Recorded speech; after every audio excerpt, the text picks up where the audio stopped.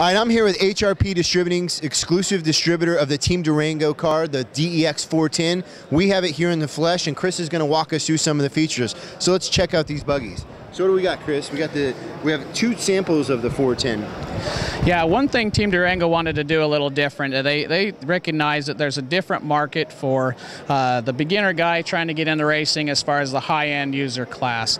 As you look at the images here, you'll notice that we've got an entry-level car that basically has, mostly some key components that are actually a very strong plastic composite, and then also the other high-end Durango that actually has some machined aluminum side guards and yeah, absolutely, carbon fiber reinforcement, shock towers. The high-end one also does have some hinge pin aluminum mounting braces, which ups the durability a little bit. You'll notice titanium turnbuckles on the high-end car, and they both share the exact same geometry, though. However, and also the winning performance is pretty much the same. So whether you're an introductory guy trying to get in a little cheaper, or an expert just willing to just plunk the change, you're good to go either way.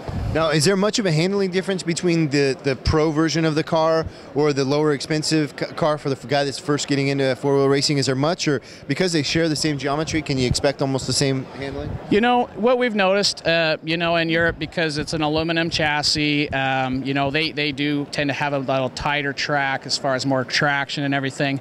The aluminum chassis works great. We really like the R version here in the United States because we tend to work at a little looser traction, and so we've actually found that the plastic side guards allows it to have a little more flexibility, which is great for a lot of the common tracks here. So great. So if you're here racing in the U.S., you might want to actually purchase the less expensive DEX410 versus the one that has all the hop-ups, all the bling that racers typically want. But if you want traction, you might go with the less expensive option. One thing I wanted to note is the nice thing about these being 100% cross compatibility is no matter which version you do buy, you can either downgrade or upgrade or tune, I guess you can say, sure, for the upgrades from plastic to aluminum. A lot of guys will purchase the R and put some of the aluminum upgrades they feel necessary, or go to the R version and maybe even go to side guards to get a little more flex on their chassis. That makes a lot of sense. So if you start here, you can bolt on some hop-ups how you feel necessary. Thanks, Chris, for your time. Appreciate Absolutely. it.